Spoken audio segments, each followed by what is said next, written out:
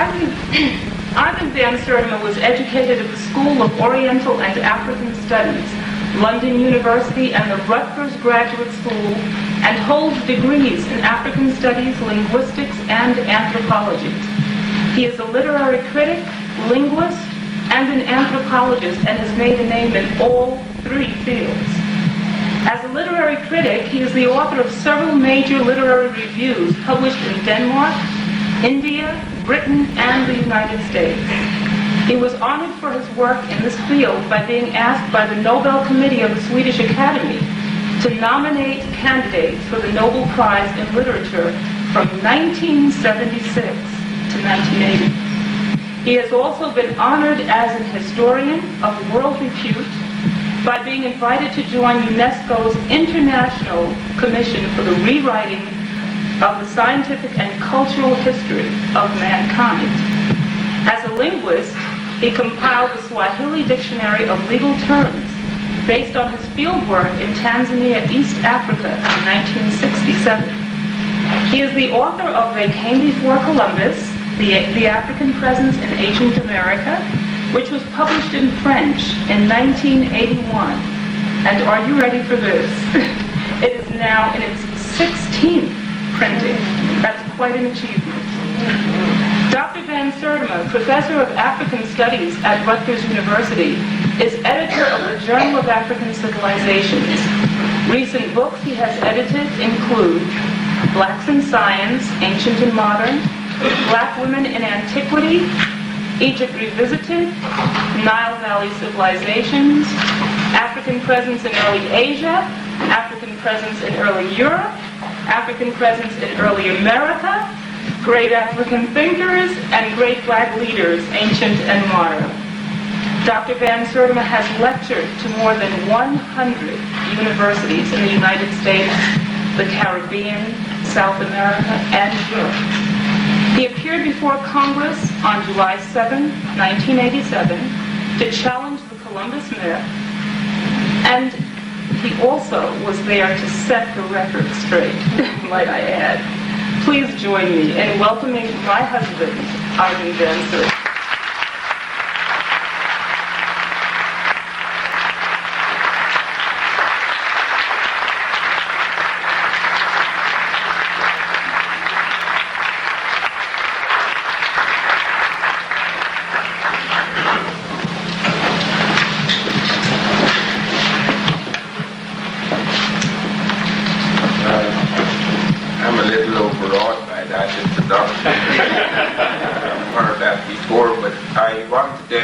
This lecture naturally to my wife and to my son. I appeared before Congress on July the 7th, 1987 to challenge the Columbus myth. It was a really extraordinary and unexpected invitation.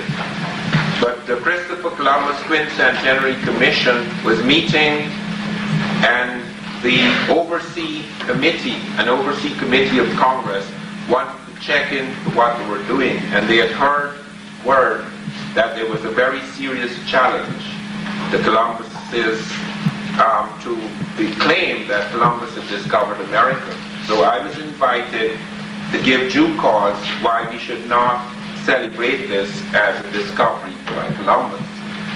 I pointed out to Congress that I'm not the first person to suggest that Columbus was not the first person to come to the New World and visit the Native Americans. Columbus was the first person to suggest it.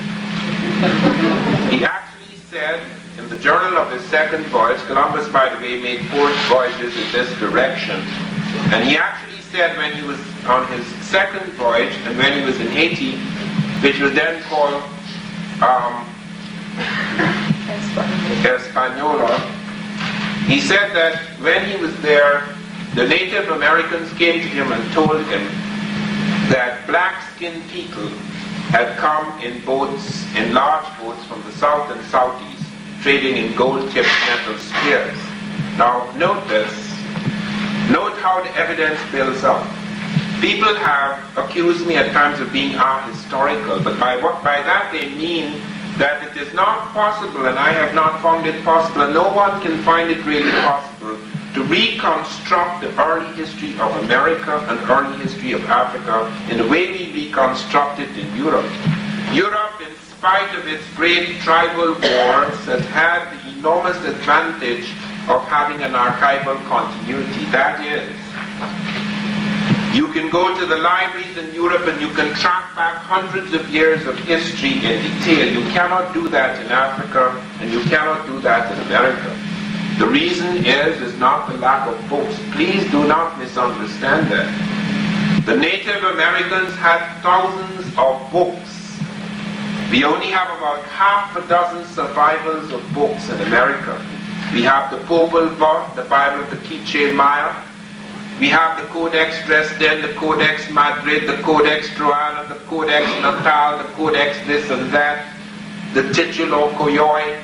And the reason why we only have those fragments is because of the deliberate, systematic destruction of books in America. There were 3 massive, systematic destruction of books in America.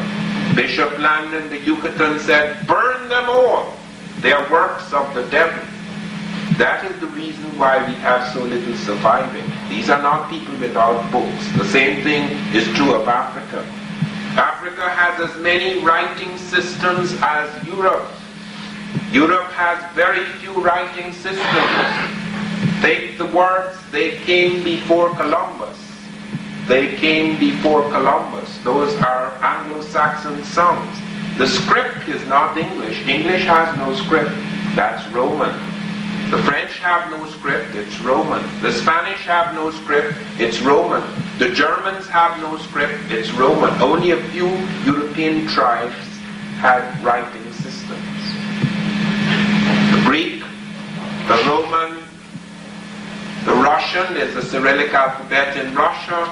There are 1 or 2 other scripts like the Phoenician script, which is half and half. According to the Book of Balimot, it has half a foot in Africa. The Celtic script, no, the Phoenician script has half a foot in Egypt. The Celtic script has half a foot in Africa, Egypt is also in Africa, but I'm talking about Africa outside of Egypt, where you find the Celtic Ogham, where you find it even in southern Africa. It has been found carved on some of the stones in southern Africa. Africa has just as many scripts. Africa has the Mande script. You can go back to Udmurtetek, 3200 BC, and find African writing on the Saharan rocks. You have the Mande script.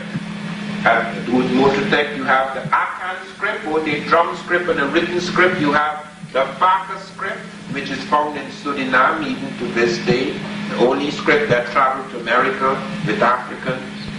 You have the Meroitic script, which they're trying to crack at UNESCO. They have found 800 and something books, African books, pre-Christian books in Meroitic, which have not yet been deciphered. And then there is the Bai script, which is a modern variant of the Mande. And then there is the hieroglyphic script, which is proven to be pre-Egyptian. It is developed among Africans on the edge of the Sudan in a place called Kustal before it's moved up and developed further in Egypt. So it's not a matter of lack of writing, but you have massive destruction of African books as well. You have the destruction of books in the Library of Alexandria. When Bishop Theodosius ordered the fire to be put to the Library of Alexandria, we only have fragments. We still have medical books, 10 medical books surviving from Africa.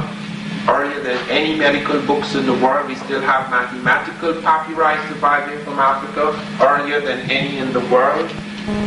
We still have thousands of inscriptions by ancient Africans in the hieroglyphic script.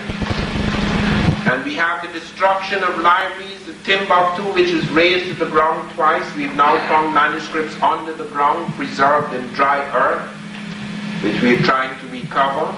And then there's the destruction of the Moorish libraries when Africans and Arabs and some of the Jews and even some of the Europeans used the Arabic script when it was the language was Arabic was was the language of science during the Moorish period, and you have the massive destruction again of books, 84,000 manuscripts destroyed in Granada.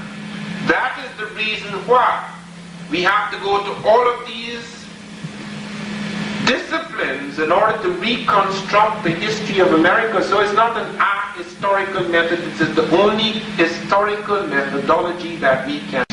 We have to realize that because of this destruction, that history does not only exist in books, history exists in skulls, history exists in plants, history exists in languages, history exists in terracotta, clay sculptures or stone sculptures. History exists in all of these things. Every artifact, every ritual, every language, all of these things are links. It's like a detective story. This is one of the most extraordinary and exciting things about the reconstruction of the history of the New World and of Africa. That the explosion has occurred, but you can still pick up the pieces. I was very struck by the fact that the explosion occurred, the NASA spaceship flew up on its pad, and we could not tell for months whether the spacemen knew they were going to die. We did not know that because the whole thing was scattered all over the Atlantic into thousands of pieces. And then eventually we found the black box and we heard one sound, oh oh. And we knew that the captain knew and the crew knew that something had gone wrong and that they started falling for 9 miles before they were crushed. And we discovered the black spaceman putting out his hand to tighten the seatbelt of the other spaceman, and we know that they actually struggled and they actually knew they were going to die in that absolute final hour. It took months to discover that because we had to pick up all the pieces. That is the history of America and of Africa. Africa is an exploded star, a shattered diamond. And it becomes necessary to go in all parts of the world in various periods to pick up the pieces by going to various fields, various disciplines. So it's not an historical method. Here is Columbus saying that the natives told him so. That's not enough, but look how the evidence piles up and becomes conclusive. Columbus, whether he believed it or not, sent back samples of spears that these Native Americans in Haiti said they were trading with these black-skinned people. And when these spears were assayed in Spain by the Spanish metallurgists, they found to their astonishment that they were identical, not similar, identical with spears then being forged in African Guinea. These spears had the same ratio of gold, silver, and copper alloys as spears being forged in Africa. That is the metallurgical story. Apart from the oral tradition of the natives who told Columbus so, there's the metallurgical evidence. Then comes the linguistic evidence. The word they were using for these spears that these black traders had brought in boats was Guyanese. And he found a range of words along the Caribbean and in parts of South America, along that Atlantic coast of America. We found the word for gold, and for these gold-tipped spears were identical with the words along the Atlantic coast of Africa, Guyana, the name of a great African empire. The word means gold, it also means war leader.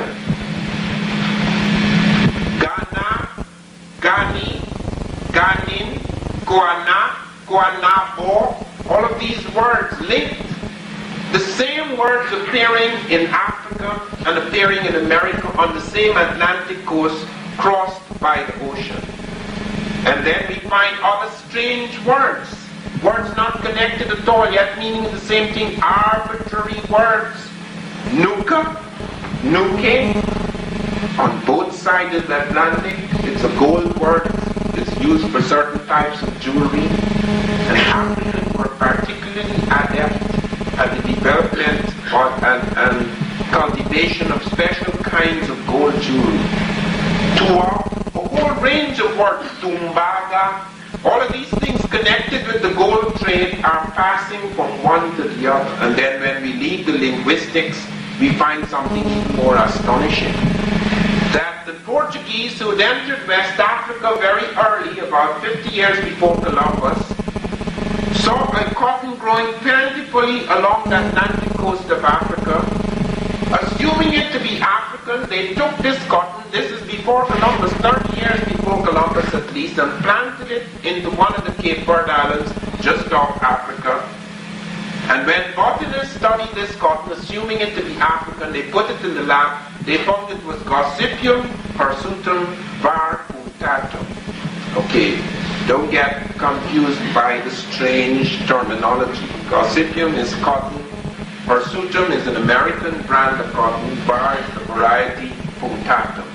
The variety punctatum of the hirsutum is not African. It is never formed in Africa. It could not have formed in Africa. It was formed here. How, therefore, could it come out of America and get into Africa unless somebody brought it over before Columbus? Because it was growing in Africa. It was taken out of Africa, put in the Cape Verde Islands, which belongs to Africans just off Africa. And not only that, the Portuguese said to Columbus when he came back on his first voyage that they were aware that Africans were leaving in large boats going far to the west with merchandise. That's across the Atlantic Ocean. Now comes the other question. How could the Africans cross? Europe has always assumed that the Africans were a boatless people, and even when they had boats, they had canoes, the little canoes that Tarzan turns over in the movie. Now that was the main problem, you see, because even though they knew that the continents were connected by a waterway, nobody could believe that Africans could cross that waterway. And the reason why we couldn't believe that is because our vision of the African was profoundly affected by anthropologists who loved to study little people.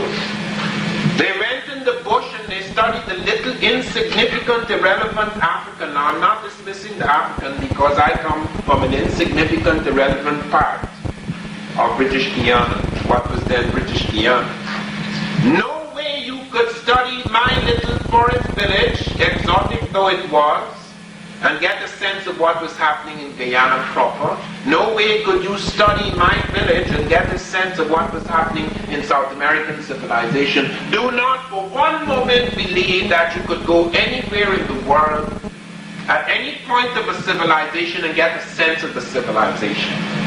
If you came from outer space and went down in the Arizona desert and you just knocked around the sand and you saw a few people floating around, you wouldn't know we have atomic bombs and highfalutin computers and all of those things if you just stood in that desert.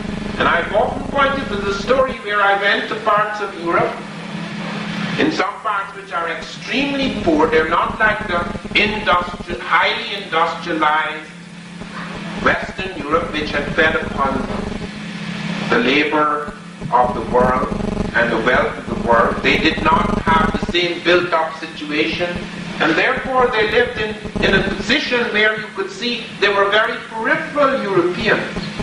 Nobody went to study the peripheral European, and whenever you see the European, you see him at his best. You go back in time, you see the great Greeks and the great Romans. You go back to the living present, you go into the living present, you see the great industrialized European. It is only recently some of you had a chance to see what lies behind the Iron Curtain, and to see the kind of poverty and despair that lies in some of these places. But we judge the African always by his worst possible face. You never see the African on television unless he's starving or he has disease.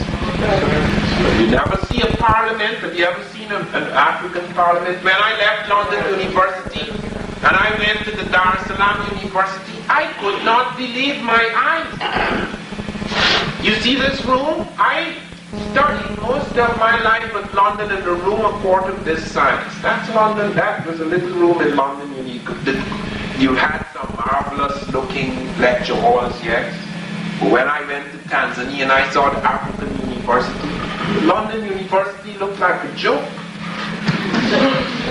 Now, all right, so it is Ford helped to build it, but it's not his money. He got it from the Africans anyway. And the point I'm trying to make is that I'm not trying to compare modern Africa with modern Europe. That's a joke, because modern Africa is a far cry from what it could be. Okay, let us make no mistake about it. The exploitation of Africa is something extreme. And therefore do not expect to go running around Africa to find the advances and the developments I talk about. We go back into that history because it's necessary for us to connect to the very best that lay in that tradition, because if you want to be fed by a civilization and by its, you feed on its fine points, its 1,000 points of light, to borrow Bush phrase. Okay, you don't feed on its 1,000 points of darkness. This is how we deal with Africa, and when we deal with Europe, we deal with the 1,000 points of light.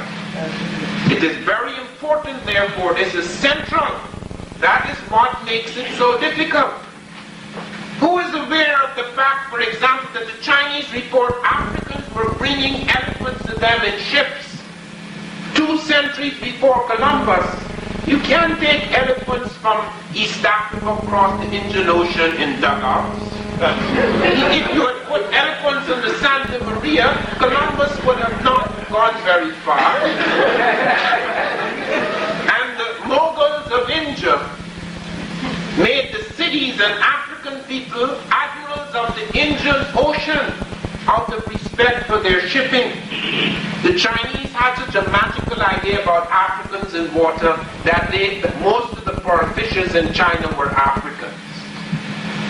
So these are not the people who were new to boats. They had a range of boats both on the Niger and on the Nile. In fact, Africans spent more time trading on water than almost any other people, except those people who were on the edge of great waterways.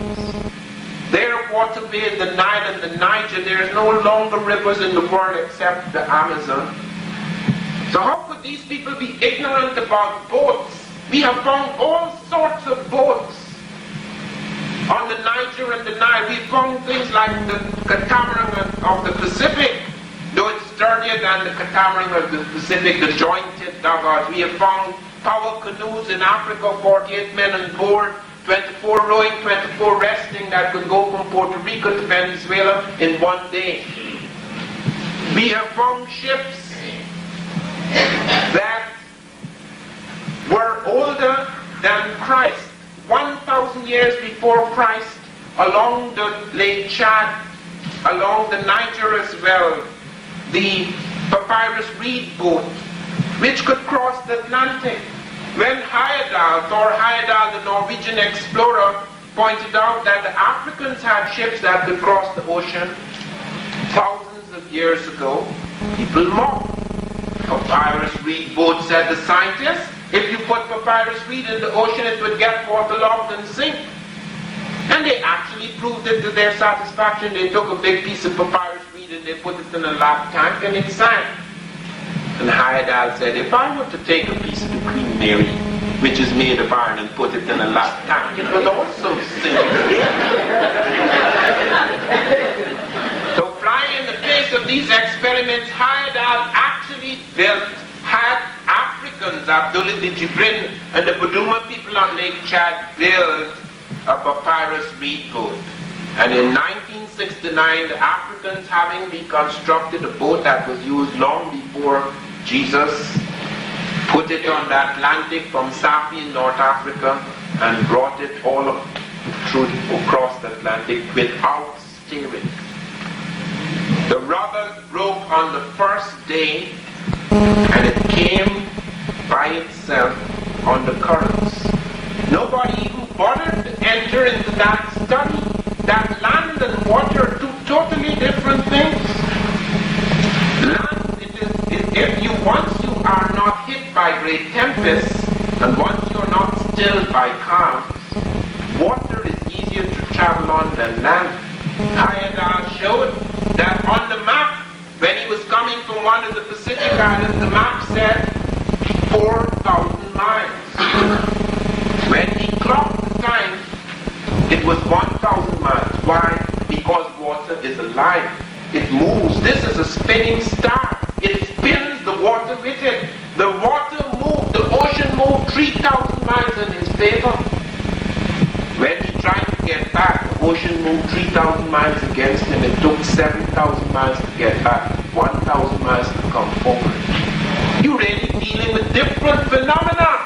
And most of our anthropologists, who know nothing about rivers and oceans, land lovers all, who went into bush land to study little peoples, to study all their variables and vectors, they had no idea what they were dealing with. The capacity to cross oceans existed for thousands of years. And it is far easier to cross the Atlantic for Africans than to cross the Sahara. It is 4 times more difficult to cross the Sahara than to cross the Atlantic. They discovered Africans had compasses in their caravans. E.W. Boville, in his special book, The Caravan Train, he points to the presence of compasses in almost all the major African caravans. The Africans, in 1325, took 60,000 people across the desert to Cairo. Do you know what that means? Do you know the kind of organization and technology it involves? Do you know what it is to feed 60,000 people in a desert? Crossing a desert all the way from West Africa to Egypt. You must have mastered the art of preserving food. You must have mastered the art of finding water, because that desert is not a joke. It's not like the ocean. The ocean is alive. You go on those currents that move from Africa. There are 3 currents off Africa. One of them, the Cape Verde, spins you into the Caribbean or the Gulf of Mexico. The other one, the Senegambic coast, spins you to South America, into the Caribbean, into the Gulf of Mexico. The Southern African current does that, the same thing. There are no currents from Europe that spin you towards America. Europe is 3,000 miles away from America. Africa is only 1,500. Europe does not have the advantage of those currents.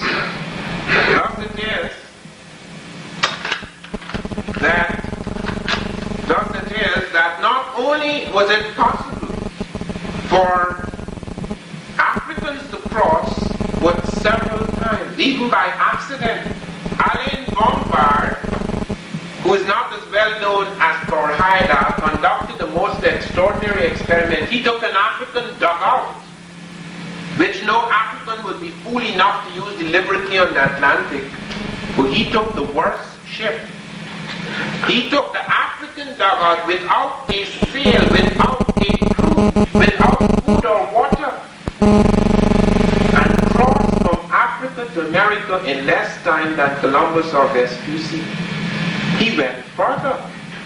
He took an African fishing kit and an instrument to squeeze juice out of fish, which I knew as a boy that if you are lost on the ocean, the last thing you do is drink the water, you wait for the rain to fall, or if you catch the fish, and it's very easy to catch fish, you don't just have to catch fish by putting out your line. On those cards, the fish come in millions. This is a live world. All the birds are above. All the fish are beneath. All the winds are behind you. Everything is on. Those are living roads. They're moving. It's not like the desert. The land is still. The ocean is not. It is alive. It is moving. It is spinning with the stars. They never even studied those basic things. They never even studied how birds flew. The same thing happens above the clouds or in certain parts of the cloud stream. A bird goes up and falls asleep and flies thousands of miles. He doesn't have to bother. Once he keeps his thing, the wind takes him there. Just like on the ocean, the wind blows the ship if it is caught in the current.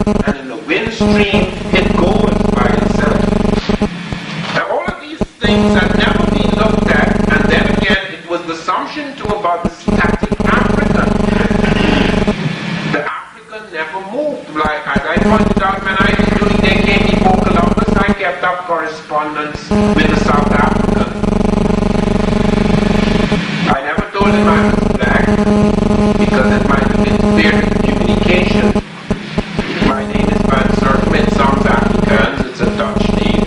I was, my ancestors were slaves of the Dutch, but the Dutch was on Guyana, and the first governor of Guyana was Van Sertima. So I'm Van Sertima's slave, but I didn't have to tell him that. So we had a very nice correspondence, and he was a very brilliant South African of Witwatersrand University. He discovered something very unusual. Using linguistics alone, and on only a certain amount of archaeological evidence, like the discovery at Ile-Ife of American maize, he followed the movement of American maize across the African continent. That was astonishing, because nobody dreamt that American maize had entered Africa before Columbus, and he knew that was very... If you could prove one major plant that traveled across the ocean, you've got a hell of a thing, because plants don't travel by themselves, especially cultivated plants.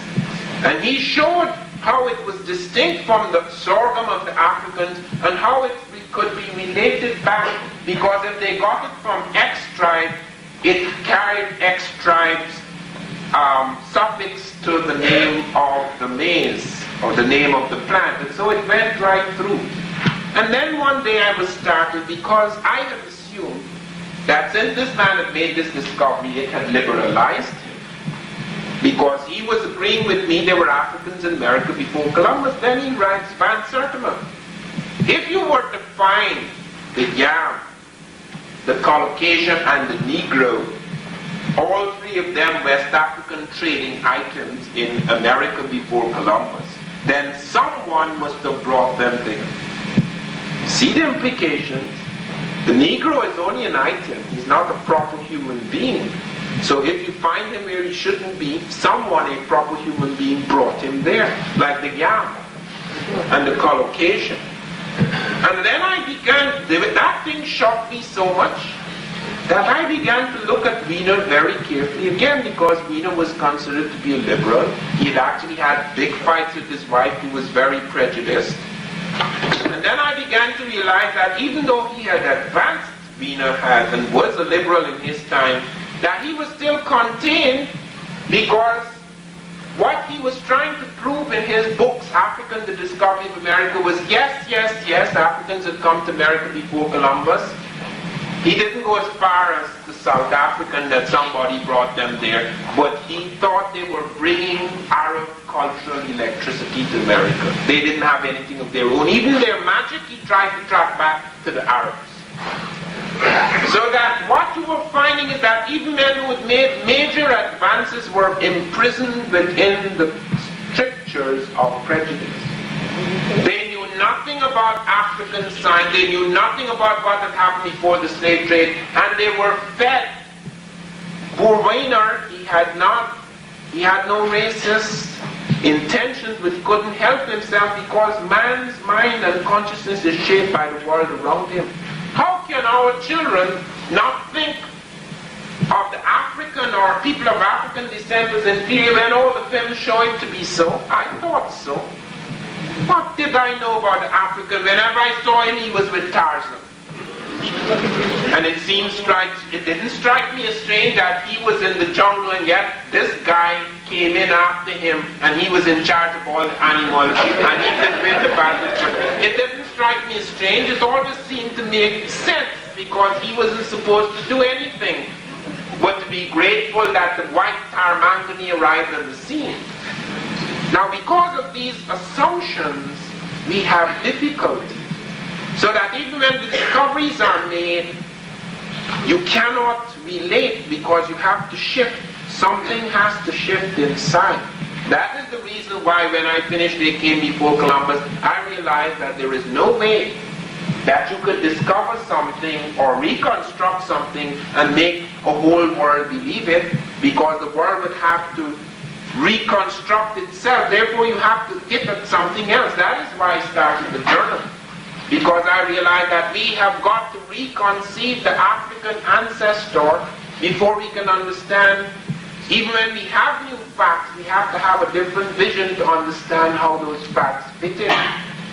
Because here is the linguistic evidence, here is the metallurgical evidence, here is the oceanographic evidence, here is the navigational evidence, here is the oral tradition, here is the metallurgical and botanical evidence, and yet it doesn't make sense to them. It's always riddles, because you find the metallurgist never heard of the linguist never heard of the botanist never heard of the oceanographer, so it's all a mystery to them. Wherever I tracked it down in whatever discipline, even when they discovered things, they didn't know how to knit it up because it didn't make sense. It was a riddle.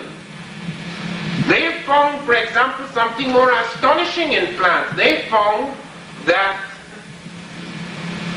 an American cotton, Gossypium hirsutum and Gossypium barbadense, those are the two major strands of cultivated cottons in America. When they put it in the lab, they found that 26 chromosomes, 13 were African.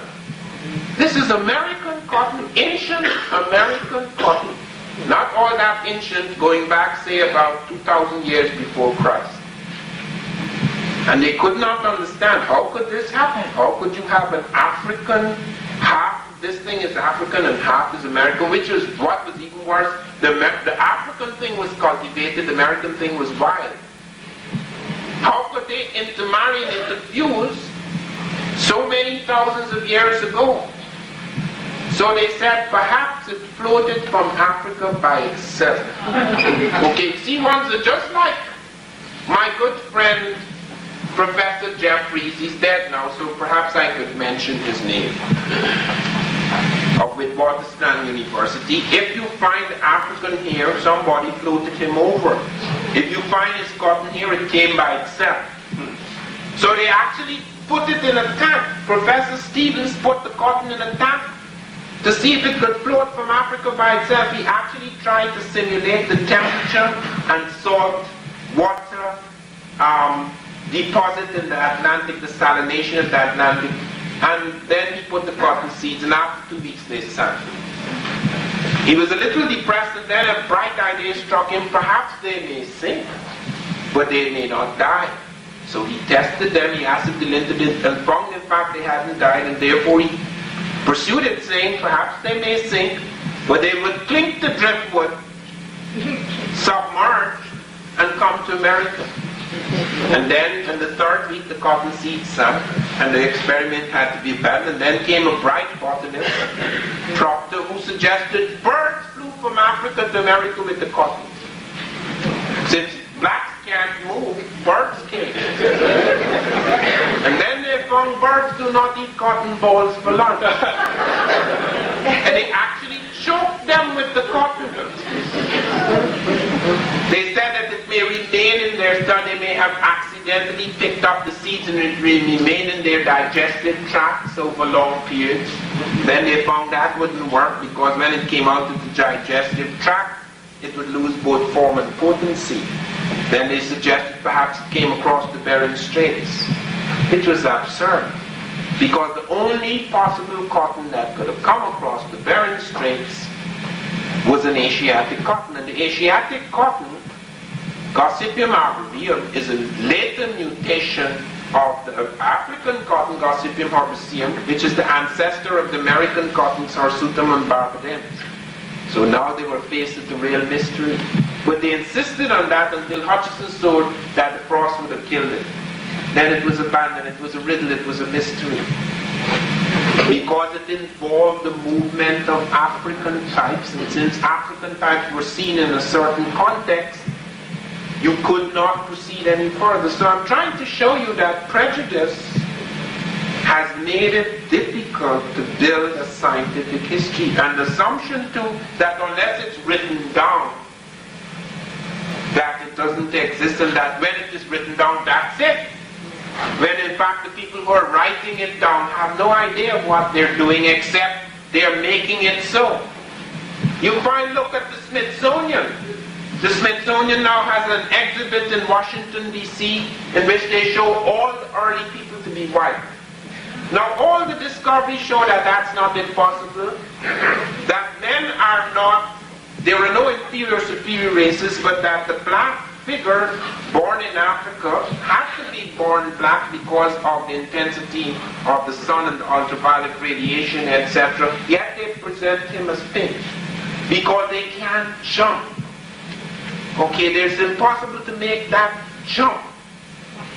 Now you see, that imprisoning element in prejudice imprisons the people who are the objects of the prejudice. It also imprisons the people who project the prejudice.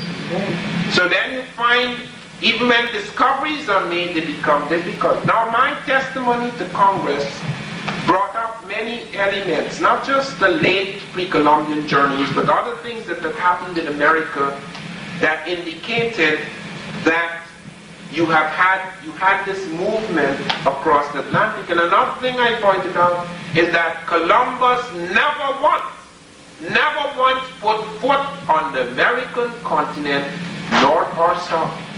He only wandered on the periphery. It is true that on August the 7th, 1498, 3 of his ships landed in South America near the Gulf of Paria, but he did not come off the ship. He said he had arthritis. Would not come off the ship. He sent the landing party aboard. They made a cursory examination and they sent back news to Spain that the landmass was an island. Just as they sent back word in Cuba that Cuba was the continent. And Columbus, I believe, was deliberately doing this. But I found a letter he had written to Louis Santander, the Chancellor of Aragon, 6 months before he wrote King Ferdinand, saying that I am certain that Cuba is an island because the people who have lived there for centuries have told me so. So that even though his little ships could not circumnavigate Cuba, which is very large, for little Columbus's Santa Maria, nevertheless he knew that was not the continent. But why was he doing this? Because Columbus was cheating all the way. First of all, he had a bright idea which wasn't his. The Moors knew that, the Egyptians knew that the world was wrong, and Columbus said, why are you wasting all this time going all around Africa in order to get to India, or going through the difficult Mediterranean with all the hostile Muslims, etc., to get to India? Marco Polo had fired the imagination of Europe with all the talk of the spices and treasures of the Indies. So everybody was fighting to get to India. The Portuguese were going all the way around the difficult Cape in order to get up into the Indian Ocean. And then Columbus comes along and says, since the world is wrong, you could go far to the west and end up in the east. Wasn't his idea, but that is correct. What the poor fella didn't know is that you would need an airplane to do it. Because if you move far to the west, you would meet another landmass. So when Columbus eventually convinced after, and this is the one remarkable thing about him, his persistence, his commitment to a certain dream, so that even though he was snubbed in the Portuguese court, he went to the Spanish, and eventually persuaded them to help him, and they financed the fleet, and he came through. And he set out, he struck out for the latitude of Japan, hoping to land in India. And when he came and he found these poor little islands, not the rich lands of Cathay that Marco Polo had spoken of, Columbus couldn't go back home and says, I'm sorry, wasted your money, sorry, didn't find India. No, sir. He then set out on a deliberate scheme of deception. He sent his notary, Fernando Perez de Luna, among the ships, and made every man sign a document that they had come to the coast of Asia. They were just off the coast of Asia. And he threatened his men. If they were officers, they would be fined 500 maravedis. And if they were common sailors, they would be given 100 lashes and have their tongues cut out, if later they were to say they weren't off the coast of Asia. So Columbus knew he couldn't go back home with that. That's why this place was called India. It wasn't called America. That's why we still calling the Americans Indians. That's why we call the Caribbean the West Indies. This was the India he found in the West. Okay. Now, this great dream and this great myth brought people in great numbers coming across the sea. Then is when Europe made advances that put it ahead of the world. Because nobody before, because Europe had to come in great numbers here to dream of gold and new lands, etc. Because Europe was suffering deeply. Europe is not an extremely large body of land. Many of its peasants were in great straits. Europeans suffered deeply. Just like other peoples, they had the tremendous population pressure in small lands. They needed to expand. And here was an opportunity so that even though gold was not found in the quantities in which they thought they would find it, and there were all these myths, it drew people here. And it is when they started to come across the seas in numbers that they started to develop new innovations among ships. And then, of course, the slave trade then halted the burgeoning technologies in Africa. It is very important to note, however, that the Industrial Revolution was not simply made possible by European genius and its expansion. It was made possible partly through the genius of other people. The Industrial Revolution is not simply a result of European genius, because there are so many elements that came into Europe just before the Renaissance. Europe had fallen into a dark age. After the glory of Greece and Rome had faded, Europe was struck by something worse than AIDS, the Black Death. AIDS had not yet reached the proportion which it kills 50% of our population, but it practically did that in certain parts of Europe. Cholera was rife, and there were some parts where you just like how you take out garbage, in the morning they were taking out bodies. And then came invasions. Invasions by Arabs and Africans. The Moorish invasions. The Muslims established 4 dynasties in the heart of Europe, in the Iberian Peninsula, up into Sicily, into Portugal, into Spain, and a small part of France. And many things were brought into Europe which now just passes as though it was all European. Windmills for the first time, crankshafts, worm and pinion gears operated hydraulically, algebra. That's not European in origin. Everything that could be translated from the ancient and medieval world out of Egypt, out of Persia, out of Timbuktu, out of Sankore, out of the Arab world, out of India, out of China, was brought into the courts of Morocco, in Africa, and in the courts of Spain and Portugal. Everything that could be translated was translated into Arabic, and that became the language of science. They brought strawberries for the first time into Europe. They brought lemon, they brought ginger. They brought new concepts in trigonometry. They brought us optics. The first eyeglasses were cut by the Moors. They brought air conditioning into Europe. Air conditioning with perfume, air conditioning. They ran it over beds of flowers. They took the water from the mountains and ran it down in lead pipes into the private houses. They introduced hot and cold water systems for the first time in Europe. They gave the Europeans ciphers. Europe had number systems, but it did not have ciphers. Today we count with ciphers. We do not have letters for numbers as the Europeans did. We have 0, 1, 2, 3, 4, 5, 6, 7, 8, 9. The Moors brought it out of India and brought it into Europe. And when they brought it to Europe, the Europeans would have none of it, because the church ruled numbers are works of the devil. It actually became a capital offense in the 17th century to study advanced mathematics and Arabic documents. That was the feeling about that. When Fibonacci in 1202 found the number system, the ciphers in India, and brought it into Europe, they would have none of it. One cannot deny the tremendous achievements of Europe in science. Europe seized the technological initiative 5 centuries ago, and it is ahead of the rest of the world. But let us not forget that these things were not possible because of the genius of one people. Those were special circumstances that made this possible. Europe did not even invent the gun, which was to become so central in the conquest of the world.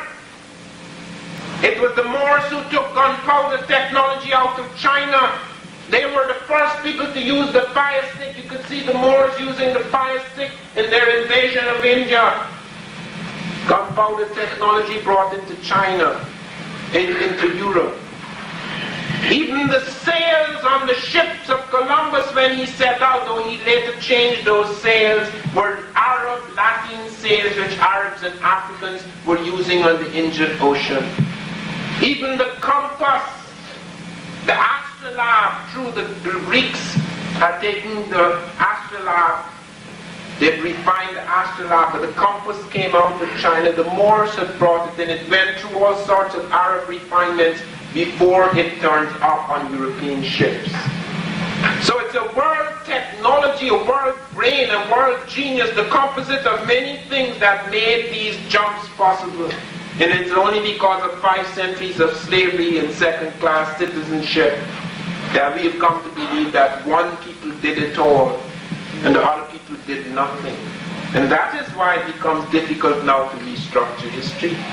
Because when we find new facts, we cannot accept them because they seem to make no sense in terms of the figures we're dealing with in our heads. And many haven't escaped this. It's not just a question of whites, because this is not a question of colors, it's a question of consciousness.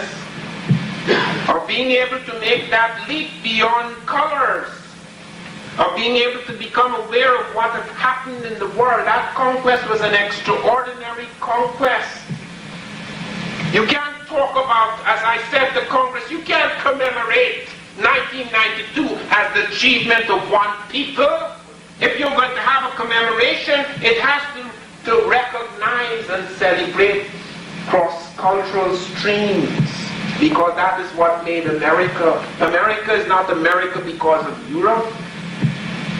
The Native American gave us so many foods. It gave so many foods to Europe, that it doubled the food supply in Europe in 30 years. And the African didn't just give muscle, just sweat and blood and their freedom. They gave a lot more to enrich America. Therefore, if we're going to have a celebration, let us celebrate cross-cultural development that has made America what it is, rather than consolidate a myth in 1992.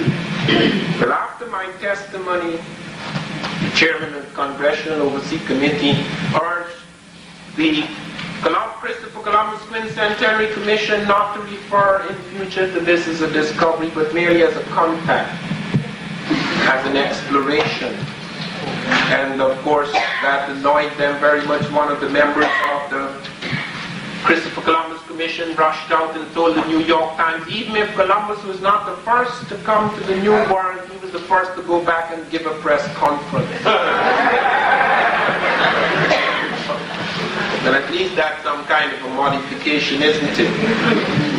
Now, it is not just in the late pre-Columbian period that we have evidence of connections. Most important is the connection that occurred long, long before Columbus was a twinkle. And that connection occurred even before Christ, not just before Columbus, and it occurred in the most critical period of American history. Let us deal with that. What evidence do we have for this? Now, in 1858, some Mexican peasants in a village called Tres Zapotes discovered a large stone head. I wonder if you could throw the lights now, because you need to see some of these things.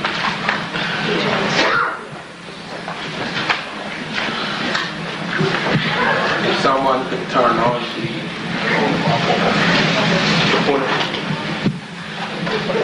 okay,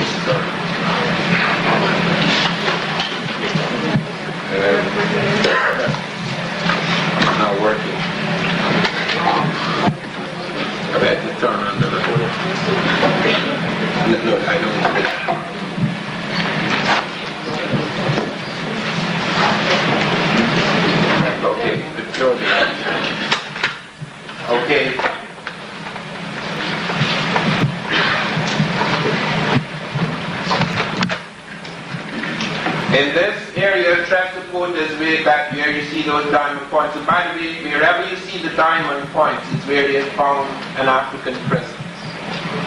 At Transatlantic, in 1858, Mexican peasants discovered a large stone head. This stone head had Africoid-type features, the jut of jaw, the broad nose, the full lips, etc.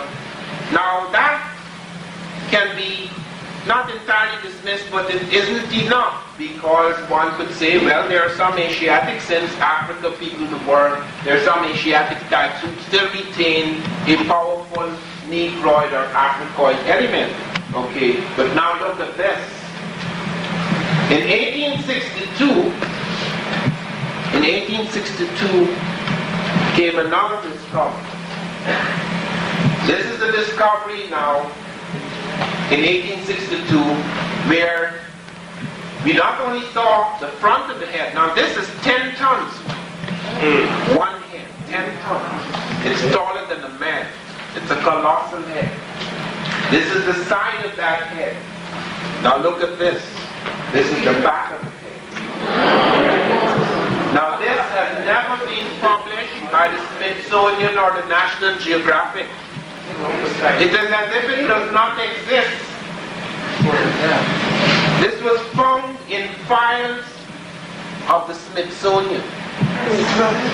The National Geographic loves photographs, but I never saw this one. In fact, this was so well hidden that the two leading proponents of an African presence in America, Ivan van Sertima and Alexander von Moutenot, who spent 45 years in Mexico, we did not know about this. We knew of the head, but we didn't know about the braids. It doesn't even appear that they came before Columbus. You cannot imagine how many things are hidden and put aside because they are embarrassing. Why did Michael Coe, who wrote Ancient Mexico, knows all about these heads, never published this photograph? Why didn't the National Geographic? Because there is no head found in American sculpture that has the 7-braided hairstyle. That is found in Egypt, it is found in Nubia, it is found in parts of Western Africa, it's not found in Mexico.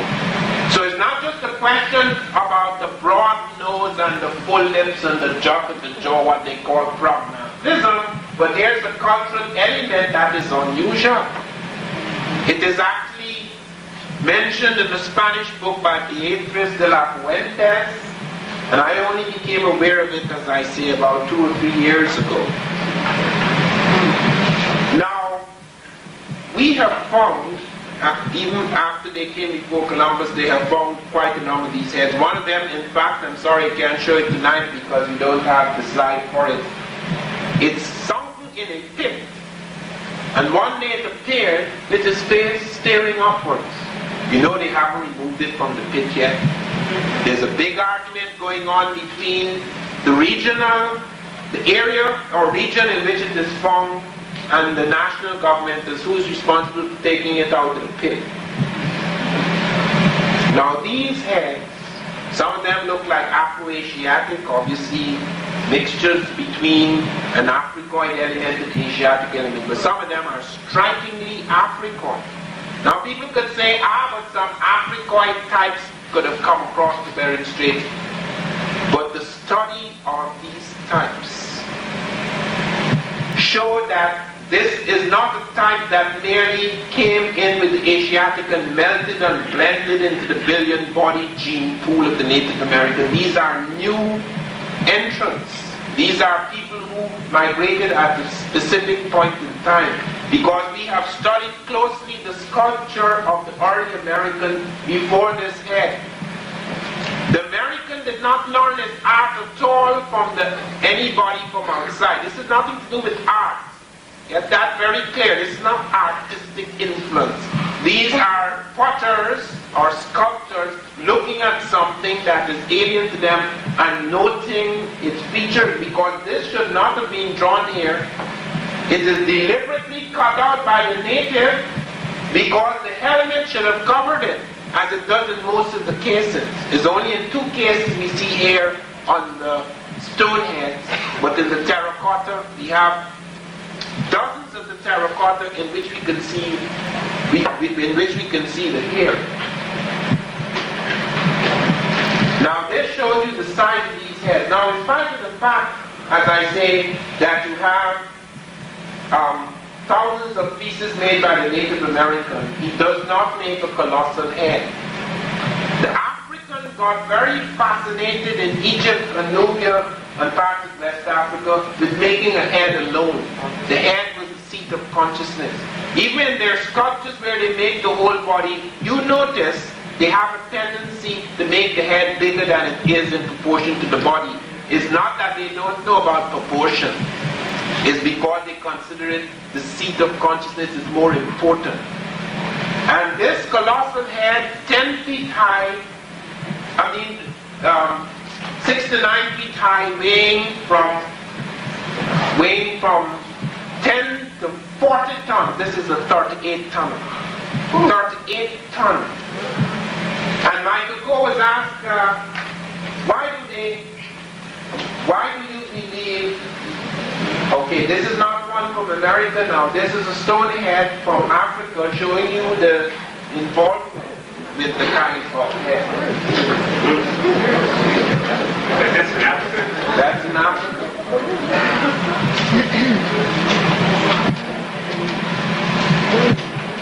These are a series of the stone heads from various parts of America.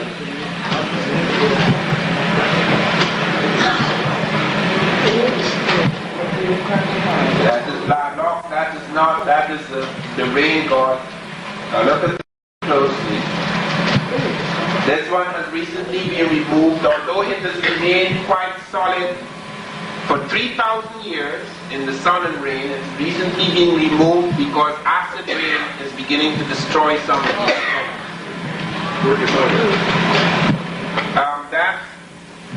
Hold on a moment. That is Tresophotes. Okay, this is a Nubian sheep, so we can make the comparison. Here it is again.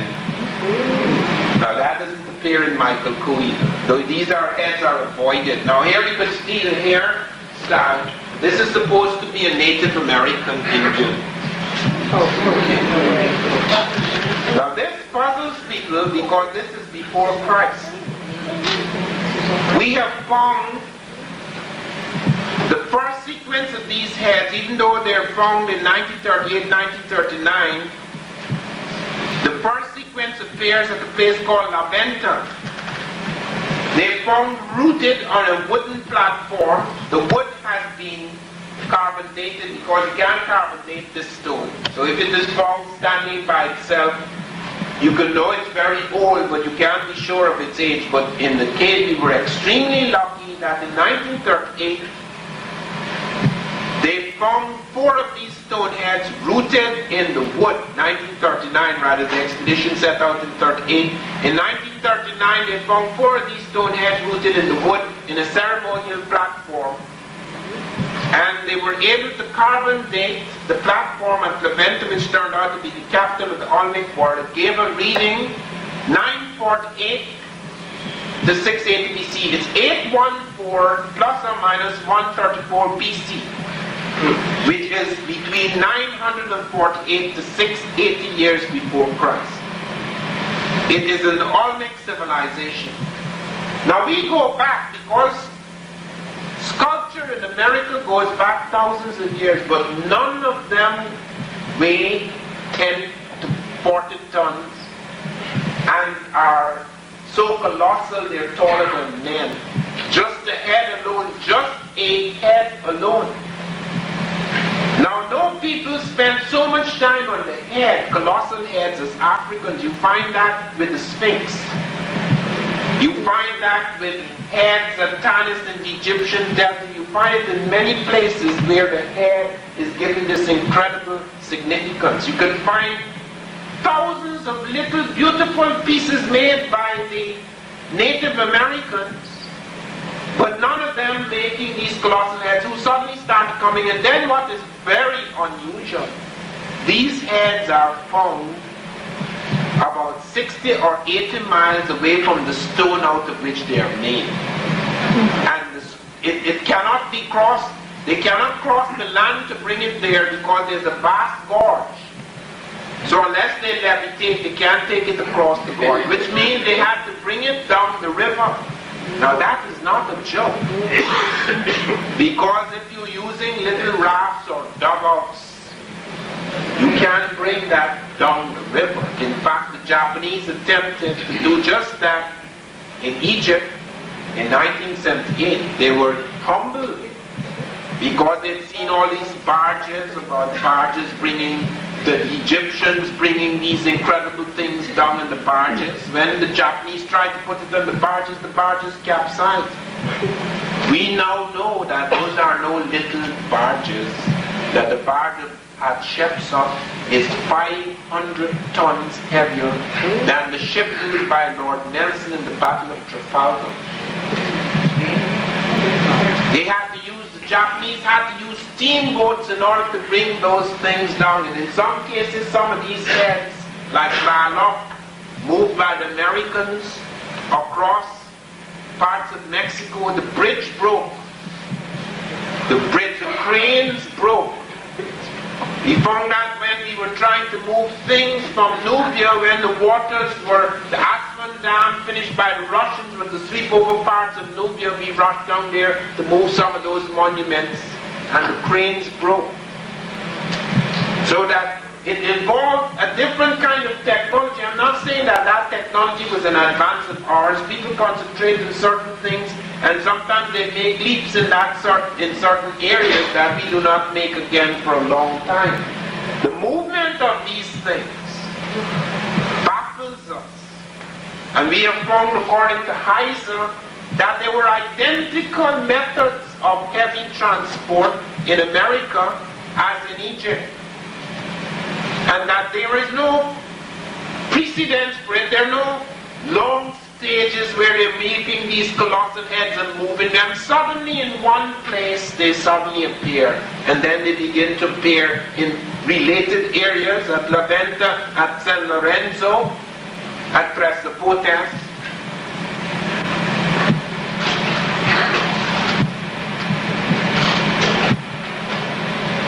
This is Fontanus in the Egyptian Delta. This is an enormous head too. This weighs more than 10 tons.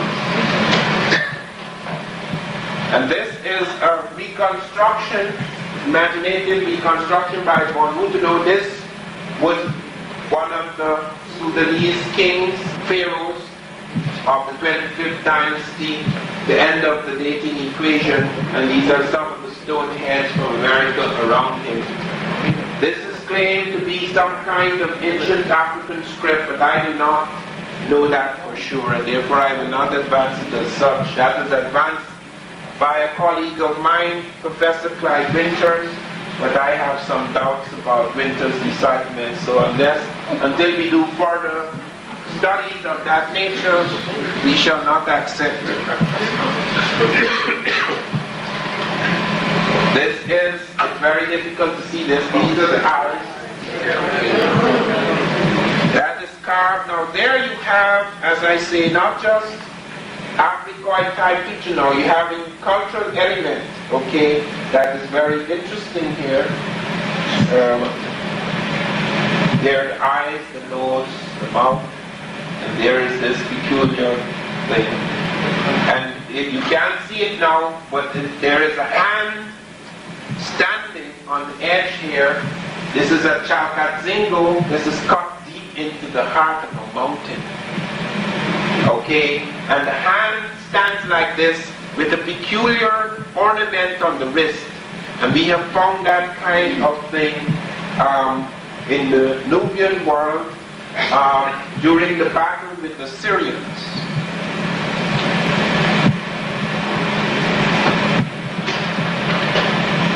Now here come the terracottas. When the Science Digest did a story of me, which was very sympathetic in 1981, and they asked Michael Coe, who was the author of Ancient Mexico, why do you dispute Van Sertima's claim that some of those stone heads are African, some are Afro-Asiatic as a result of mixing with women in the Olmec world? And he says, no, the reason why those stone heads have broad noses and full lips is because the tools were blunt. Now here come the terracottas. Now here are many dozens of this type of head now, where you could see clearly the texture of hair, because sometimes you can't tell from the facial features, because as I say, you can't have that odd Asiatic element occasionally, which has the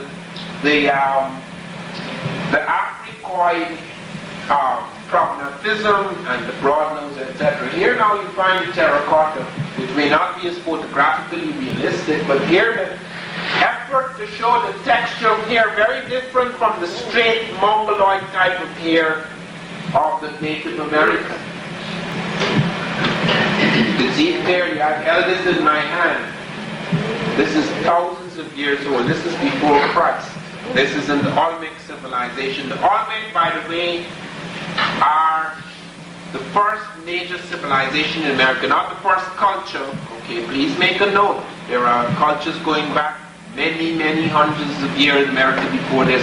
I'm talking about civilization, where you have a complex which stretches over a great number of tribes and places. It occupies and focuses over the great area, and it has certain distinctive elements. This is a woman from Xochipala in the Olmec world. Here she is again. Now here is the jaguar, which is Olmec. It is very native. Here is someone with a mixture. See once again the hair very closely. The texture of hair, but there's obviously a mixture between the Asiatic and the Africoid type. Now there's many terracotta. Here is one from, this is the pyramid of Teotihuacan, the greatest pyramid in America. Now that is no native India. Now that is not in the Olmec period, but in the Teotihuacan was influenced by the Olmec. It was through the Mayan. Olmec became the mother culture of America. Now here is one who just pointed out down to the earrings, the necklace, some of the scarification which you could see on the other side of the face, the head kerchief, etc., and the use of black. Okay, you find that in some of the terracottas that they use different colors. The oxide dyes and the clay are used differently from that of the representation of native type. So you're not only getting physiognomy now, but you're also getting other elements. There you see it again, and Von Moutenot shows you the comparison between a Nigerian woman and this woman you find in Teotihuacan. Teotihuacan is very unusual. It is the biggest pyramid in America. It has the same base as the Great Pyramid of Egypt. It is out by 1 meter, and they're allowing the meter now for faults in the reconstruction. It has movable capstones like the Egyptian pyramid, and they found that it wasn't just a step pyramid as people try to claim here that would merely use this temple. They found skeletons.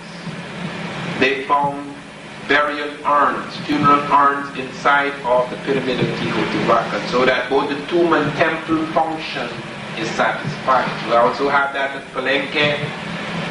I was with 48 Americans at Palenque some years ago in 1984. I don't make those trips anymore, but I took 100 people to see some of these sites, so they could see it firsthand. We went to the Tomb Temple Pyramid at Palenque, and we had a remarkable guide, a Mayan, who would actually help to dig it out.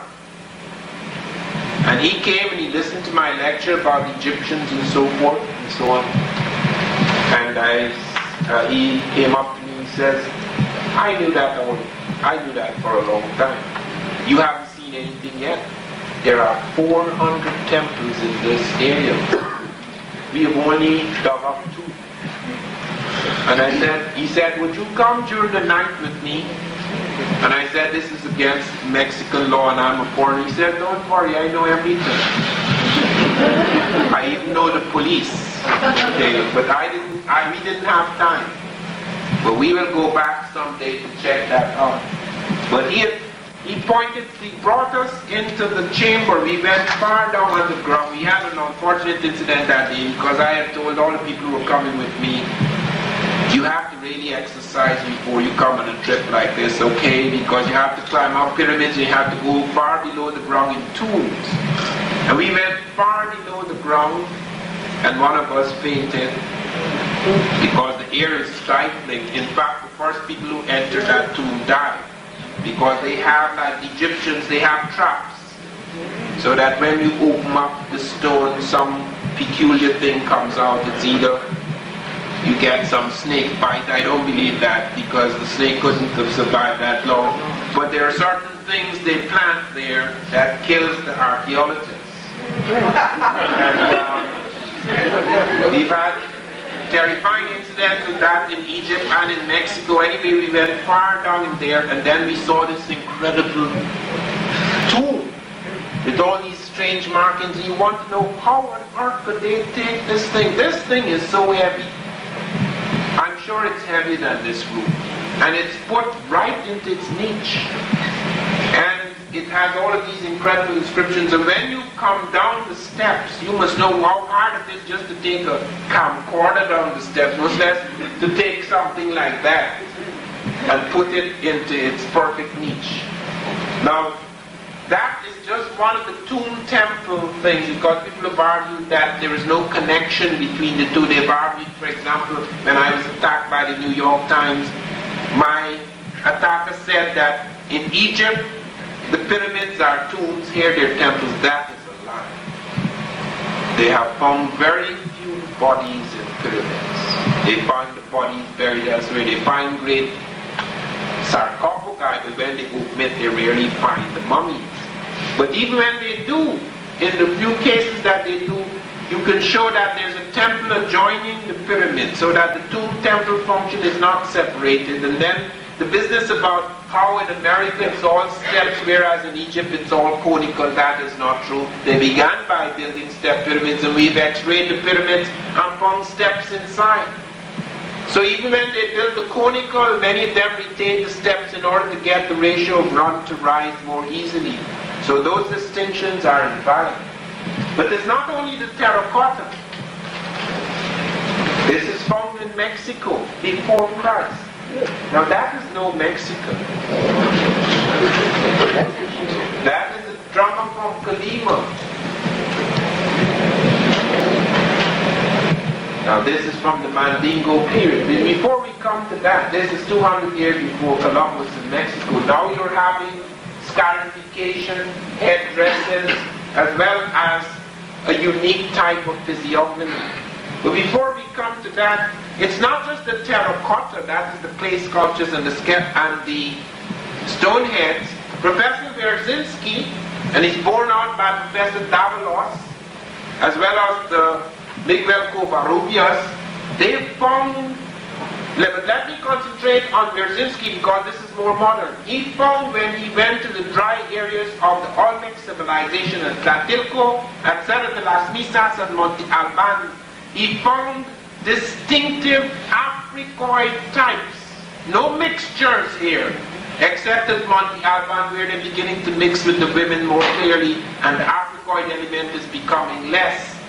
You find at Tlatilco 13.5% of the priest caste, the ruling caste, are African. He tells it from the nasal root, the nasal aperture, the brow ridge, the structure of the jaw, the texture of the bone.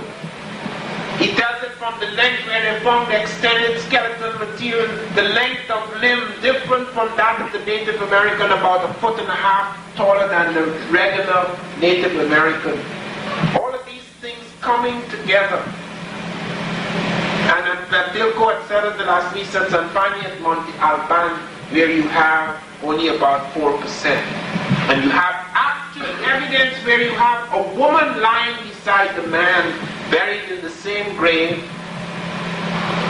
It was a habit Sometimes with kings they would be buried simultaneously. Later on, the woman, though she may die later, she would be buried beside her husband. And here is the woman, Native American type, and here is the man, African type. So you do have the survival of that type, some mixtures, some fairly pure type, because they seem to have preserved themselves for a period of time. Now the question arises, now why on earth should they come? But nobody ever came to America, it seems to me, at first deliberately. Columbus certainly never came here deliberately, he was coming to India. This place was only changed, it was called America because of his friend Amerigo Vespucci. That's how it came to be called America. I have found letters showing their great friendship. They knew damn well what they were doing. I found the letter Columbus wrote to his son Diego Columbus. Vespucci is about to appear in court. Have him do this and do that and do this and do that. But the man would do anything for me. He said certain monies are being paid to me, but I cannot detail them in this letter. I'll detail them yonder. What money is he talking about? On one hand, he was getting money from the Portuguese, and on the other hand, from the Spanish. And that is why he was arrested. Columbus, on his fourth voyage, was arrested by Bobadilla and taken back. He and his brother Bartholomew were taken back like blacks in the holds of the ship to be tried in Spain for cheating the Spanish of his so-called discovery. And were it not for his great presence and his marvelous eloquence, and some people say a special relationship with Isabella, which I have not researched, he would not have got off so easily. He never traveled again. And you know, this story is not stopped, you know. Just a few months ago, the last survivor of Columbus was murdered. Because there are some strong feelings about these matters even now. Now the period we have just been dealing with, however, does not touch so much on Columbus. It touches on an earlier thing, and I will come back to it, because it's not just the physical evidences, because people say, okay, fine, fine, fine. So there may have been some African people who got shipwrecked, who reached America. Now every major figure in the Columbus period reported blacks. Not just Columbus talking about what the natives told him in Haiti. Peter Martyr, the first historian of America, said that he saw blacks, that they were shipwrecked pirates. Okay, Lopez de Gomara said they saw blacks. Vasco Nunez de Balboa, who is credited with the discovery of the Sea of the South, the Mar del Sur, said the day after he discovered Caparicua, he found two tall black men of military bearing among the Native Americans, and he asked them, where did these men come from? And they said they did not know. All that they knew is that they were living in a large settlement nearby. That's the Isthmus of Darien or Panama. And that they were constantly waging war with them. And Fray Gregorio Garcia found blacks in Cartagena, Colombia. This is not in the slave trade. He said these are the first blacks we have found in the Indies. So where are they coming from unless they had settled in certain places? Why did Martyr report it, and Columbus report it, and Vasco Nunez de Balboa report it, and Lopez de Gomara report it? It was just a fiction. So in various times, sometimes by accident, sometimes deliberately, we know of one case that was very deliberate. And that was when Abu Bakr II, a king of Mali, actually set out on an expedition. He sent an expedition which got on the edge of the Amazon. One of them came back. He said he found the river in the middle of the sea, which is the great current that takes you into South America and the Caribbean. And then he set out himself, giving up his throne, abdicating. His brother, Mansa Musa, who was to become the greatest African of his time, and who took 60,000 Mandingo to Cairo, reported it in Cairo. It's recorded in the document. He spoke to the governor of Cairo. It's all recorded of the trip made by West Africans in this direction. But in the early trips, perhaps they started as accidents at sea. Many of them are accidents at sea. Alvarez Cabral, even as late as 1500, Alvarez Cabral was leading the Portuguese fleet. 7 ships right along Africa. A storm came up and blew them from Africa to America. Said he discovered Brazil. Brazil discovered him. He didn't know where he was going. In a few days, the storm and current had taken him to the edge of South America. Now, these are some of the types that we find in America. This is not easy to come on, and I can understand why these are not in books. This, strangely enough, however, should be in books, because this is actually in the Museum of Anthropology in Mexico. This is another type showing scarification. Now this is Mandingo Pier, 200 years before Columbus, among the Mixtecs in Mexico. This is not the native Indian. These are from monks, early monks in Mexico. This is another one. Look how beautiful this is done. You don't need the camera. These are the descendants of 17 shipwrecked Africans in the early 16th century. This is post-Columbian. But note what happened here. It's very significant in South American history. 17 shipwrecked Africans were shipwrecked off Ecuador. And every one of them became a governor of a province in Ecuador. These are their sons, wearing Spanish ornaments, and they're wearing Indian ornaments and Spanish garments. There is a whole story about them. Now this is very unusual because one of the things that they left are scripts. They left markings. Now we have a great problem in that matter, and that is why I cannot speak of it in great detail. I can speak of this in great detail because I investigated this one. Barry Fell brought out a book the same time as I did called America BC. He was very viciously attacked, and his book came out the same time as mine, so I got the blasting too from the critic Lynn Daniel. Lynn Daniel, by the way, he's dead now. So, I mean, if he were alive, it would have been nice to have a debate with him. But he was a very dishonest person because he never came to any of the archaeological sites in America. He never studied African archaeology. He knew nothing about the two places. He, 12 years before he wrote his attack on my book and that of Barry Fell, he was writing detective novels in the manner of Ellery Queen. Because of his big name and his impeccable qualifications, he was given the task of writing the attack on me, and as my informant at the New York Times told me, when they first received the critique, they had to send it back and say, point to something specific, don't just slander them, point to something specific. That is when he brought up this nonsense about the pyramids, and he's never went inside the pyramids, he's never studied the structure of pyramids and the engineering involved, the mathematics involved in the construction techniques.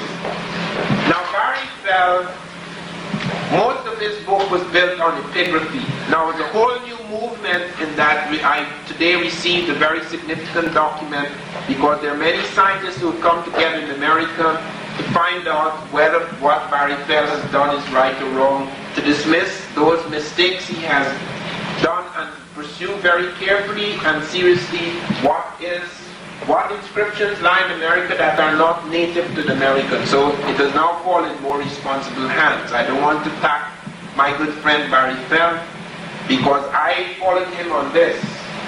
I found this at the bottom of the Reef Bay Valley in St. John. Now, how did I get into that?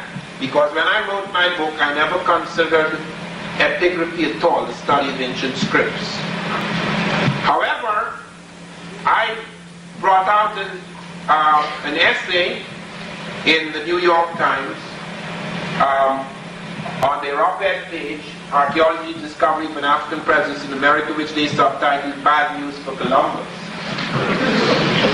And I mentioned about the discovery by the Smithsonian at the Hull Bay in the United States Virgin Islands of 2 African skeletons who were found in a grave at least 200 years before Columbus, a grave dated 1250 AD. And they found, in addition to the strata being pre-Columbian, that there was a pre-Columbian ornament around the forearm of one of the skeletons. They said that these were 2 Africans in their 30s, males. So typologically as well as stratigraphically it was pre-Columbian, but when they took them into the labs to study the African skeletons, they were startled. Because when you die, your carbon, one of the nuclei of carbon is supposed to go down and one is supposed to remain stable, and they can tell by examining these 2 roughly within which time you die. When they tried to do that with the Africans, they could not. There was a disturbance. We were later to find that the disturbance was something to do with American military activities. I am not allowed to speak about that, so I was not allowed to even see the skeletons. By the time they discovered in the lab something was wrong, absolute silence, everybody was moved away from that. But I went to the Virgin Islands and discovered these markings along here. This has been deciphered. It's the Tifinagh branch of a Libyan script which was used by southern Libyans, by a cliff-dwelling people in medieval Mali, by the Tamahak Berbers, and by other blacks living in the Sahara. This was carved in this stone at the bottom of the Reef Bay Valley. They plunge in to cleanse yourself. This is water for ablution before prayers. And we have found this dot and crescent script, 7 instances of it across the United States and Mexico. This is the longest one found. This has been checked out not just by Barry Fell, whom I could not totally trust in this matter because of the problems that had arisen in epigraphy. This has been identified by the Libyan Department of Antiquities. Now I must close very quickly because we're running out of time. This is from Peru during the Moorish period.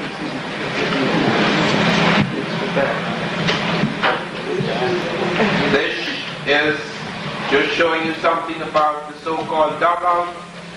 This is, however, a ship found on the Indian Ocean by the Swahili, used by the Swahili.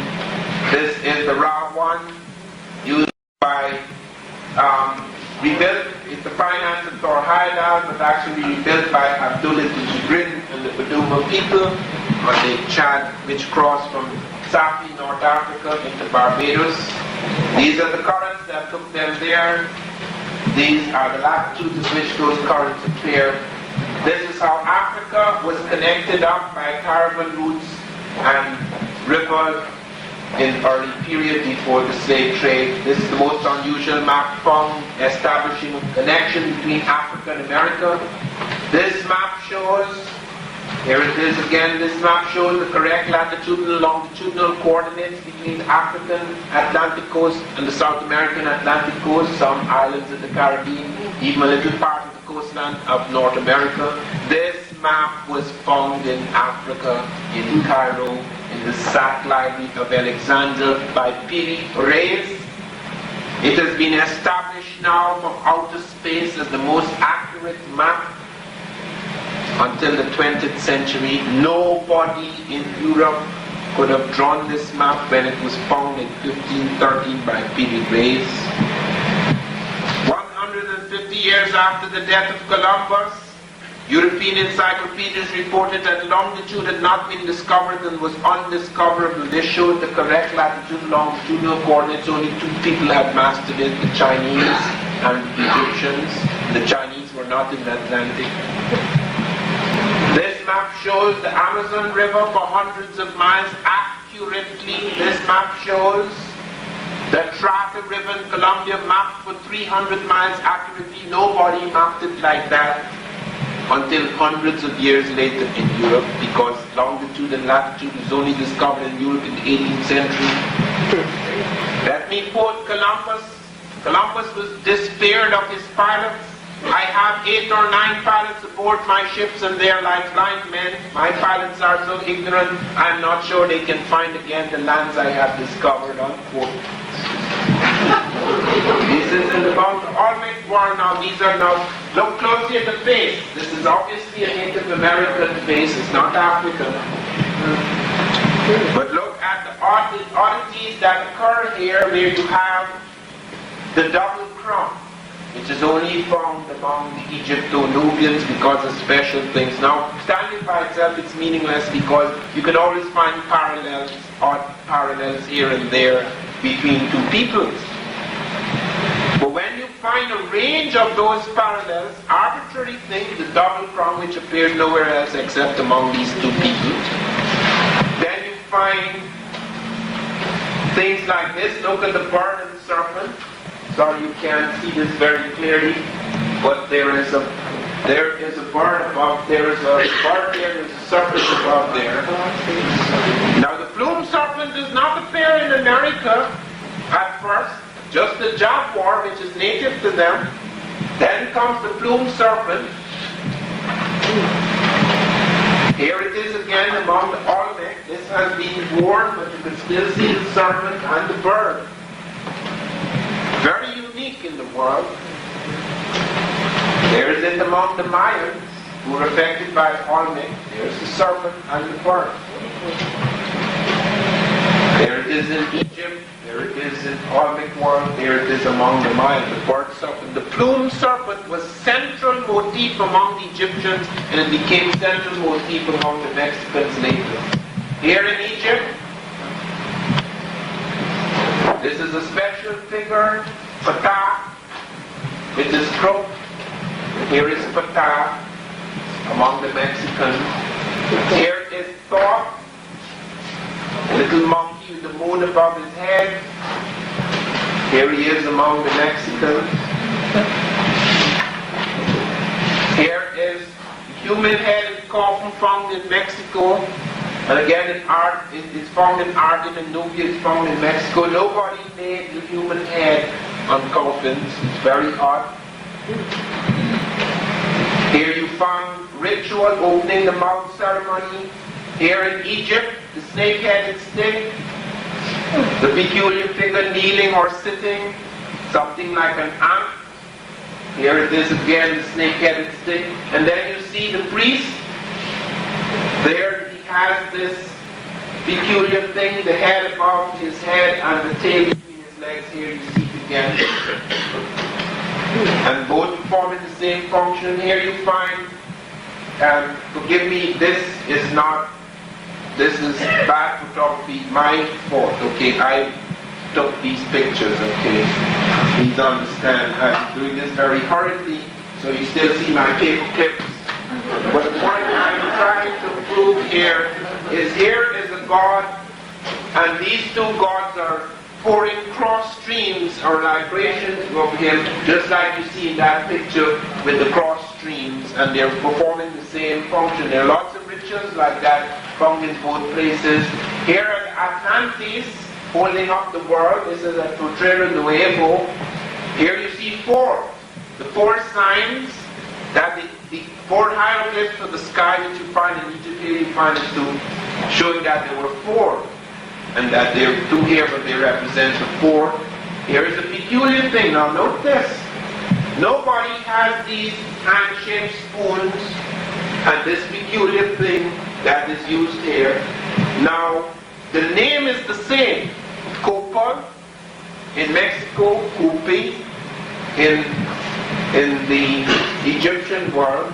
and they having the same function, the hand-shaped pole. And here is the very first pyramid to appear in America. At La Venta, on those slabs you see there, there is where the first stone heads appear. Right on these slabs. Here is the first step pyramid in America. Is the first two pyramids, all appearing in the first place for the first time. Here are the first stone heads. 1, 2, 3, 4. Here is the first step pyramid. Here is the first two pyramid, all appearing in the same place, and all appearing on a north-south axis. Nothing else. No ceremonial center was ever built in America on a north-south axis. The north-south axis is only used in Africa for building pyramids. And suddenly it appears full-blown. This is what survives of it, because it was made of clay, 3.5 million cubic feet in volume. It took 18,000 men, 1 million man-hours to construct. And I think we'll close there. These are the books and tapes. Thank you very much.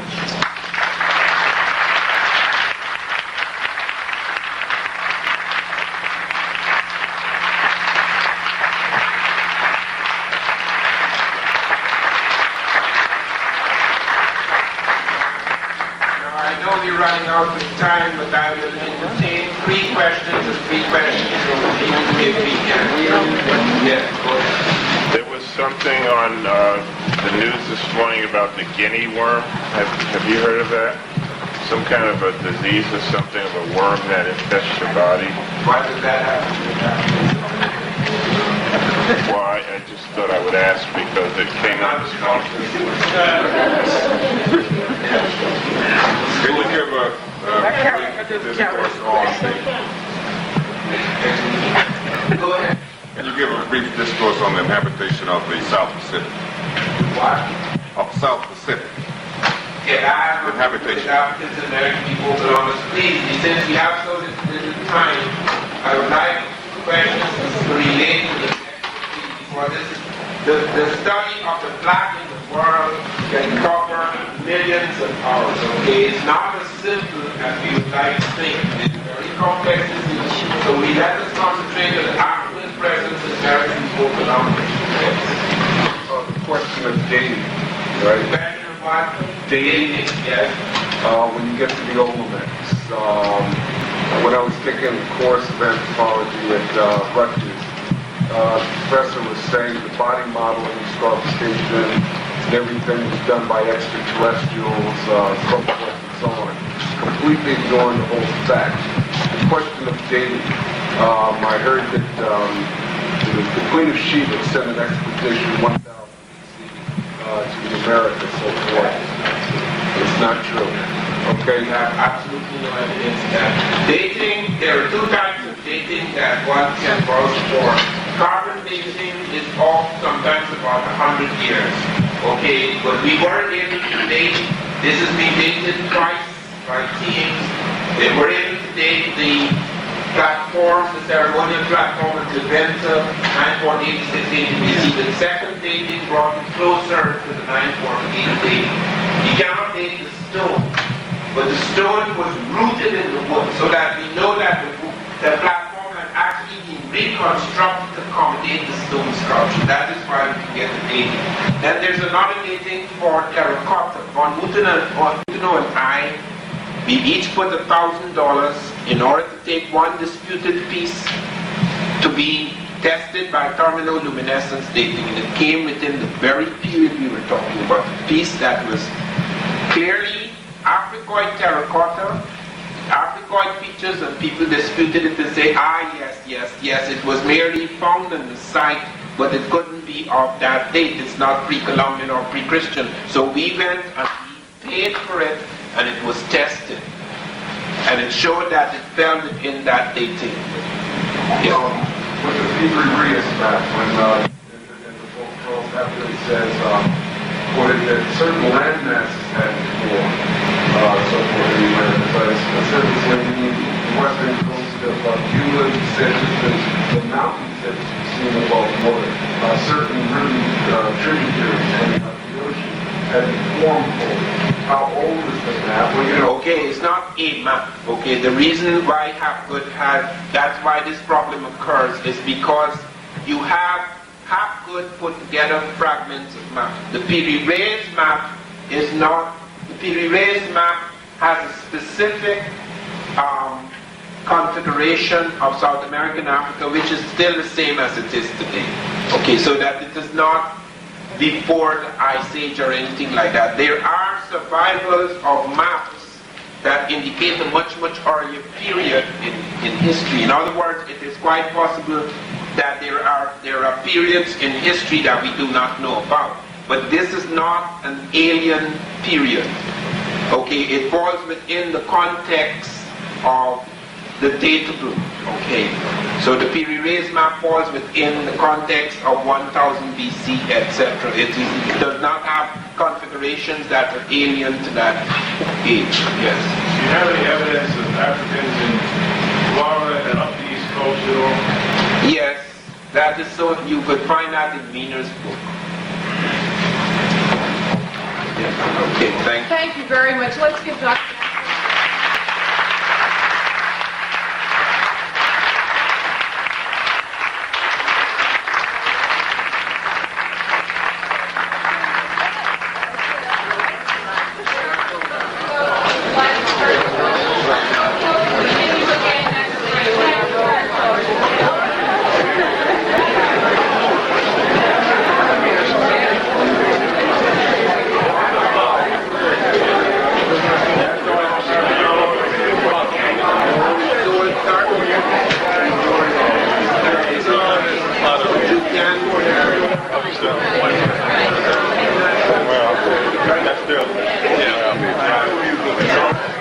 I have 4 women following me.